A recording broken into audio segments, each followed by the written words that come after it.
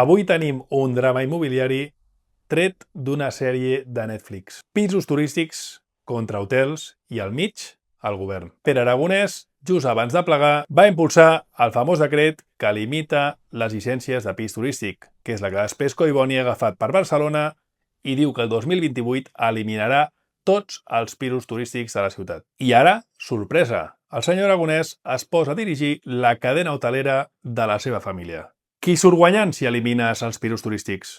Jutge i part, la millor manera de guanyar sempre. Des del sector dels apartaments turístics, les associacions demanen que no es retirin les llicències turístiques de cop i sense cap debat, ja que casualment els grans beneficiats d'aquest decret seran el gremi hoteler. Conflicte d'interessos o jugada mestra? Tens un pis turístic amb llicència i vols sobreviure als sotracs de la política? Contacta'ns i t'ajudarem.